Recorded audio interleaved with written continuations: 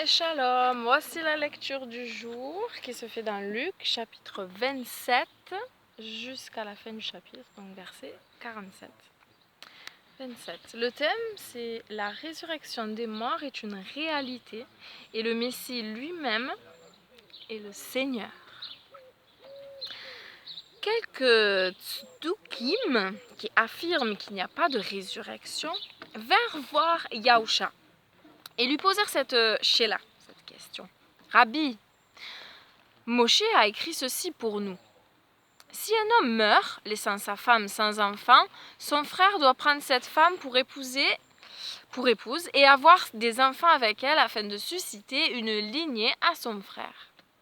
Or, il y avait 7 frères. Le premier prit une femme mais mourut sans enfant. Le second, ainsi que le troisième, la prirent pour femme.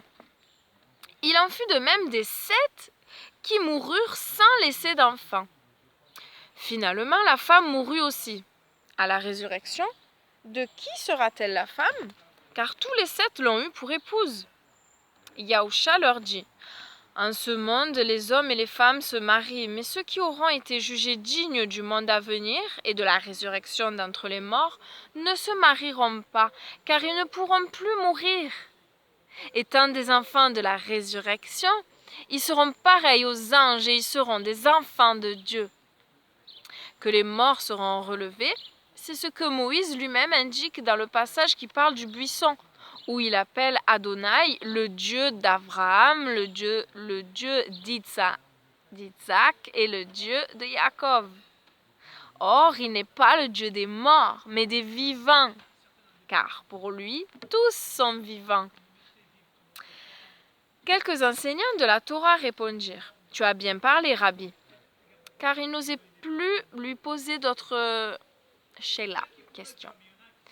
Mais il leur dit, « Comment se fait-il que certains disent que le Messie est le fils de David?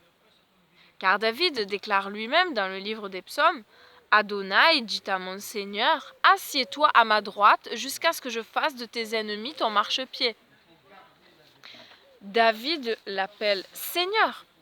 Comment peut-il être le fils de David?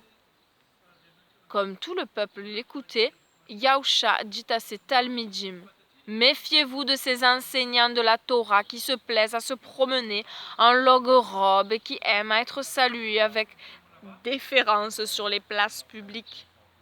Ils aiment aussi les meilleures places dans les synagogues et les places d'honneur dans les banquets.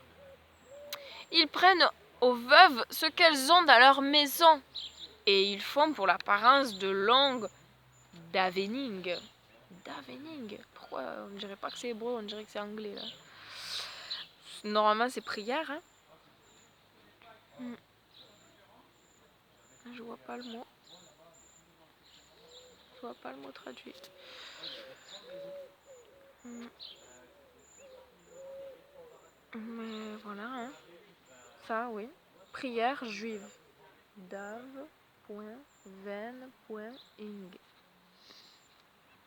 Prière juive, oui. Leur punition ne sera que plus sévère. Bah oui, hein, s'ils volent les veuves, s'ils volent les veuves. Fin de la lecture du jour. Et la question de méditation, c'est la résurrection des morts et la seigneurie de Yahusha le Messie sont-elles des réalités pour moi? Ou est-ce que je ressemble aux Sadducéens qui niaient ces vérités? Alors là, je peux répondre assurément que non, c'est une réalité. Je crois fortement à la résurrection et je crois que oui, Dieu est le Dieu des vivants. Alléluia, et non des morts. Et voilà, quand il dit « Je suis le Dieu d'Abraham, d'Isaac, de Jacob », eh bien sûr, ils sont vivants. Alléluia, merci Seigneur pour la résurrection parce que nous ne sommes pas qu'un corps, nous avons aussi une âme et voilà, il y a les morts qui sont toujours vivants et qui attendent une autre résurrection, c'est la résurrection des corps, un corps glorieux comme toi tu as eu sur cette terre. Tu nous as montré, après ta mort et ta résurrection, ton corps glorieux qui traversait les murs. Et nous aussi, nous serons comme ça. D'ailleurs, comme on a discuté aujourd'hui avec le frère Fernando, nous sommes un seul corps. Nous sommes le corps de Christ. Donc, le corps de Christ a été ressuscité et glorifié. Et nous aussi, nous allons ressusciter. Et nous aurons un corps glorifié. Alléluia. Il y a plusieurs résurrections.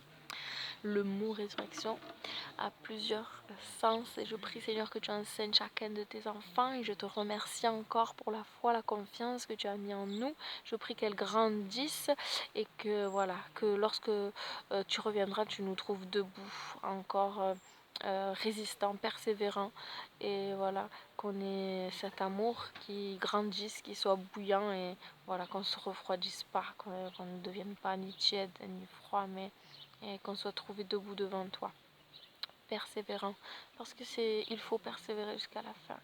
Merci Seigneur pour ce que tu as déjà accompli, ce que tu es en train de faire et ce que tu feras. Merci encore pour la journée que tu nous as donnée. Merci pour la vie. C'est toi qui donnes le souffle de vie, tout vient de toi. Et on ne peut rien te cacher. Tout est à nu et découvert devant toi. Donc Seigneur, fais de nous des personnes sincères qui recherchent toujours la vérité, qu'on ait l'amour de la vérité et voilà, que nous soyons tes témoins. Ouvre nos bouches, ouvre nos cœurs, ouvre nos oreilles, que nous soyons ce sel, cette saveur et que d'autres âmes puissent être sauvées aussi, que d'autres âmes se tournent vers toi. Oui, le corps n'est rien comparé à l'âme, c'est l'âme qu'il faut sauver. Bien sûr, nous voulons aussi que les corps soient guéris, Seigneur. Tu vois tous les gens qui sont dans la souffrance et Seigneur, à toi, tout est possible. Merci de faire grâce. Attire les âmes à toi. Amen. Soyez bénis. Shalom.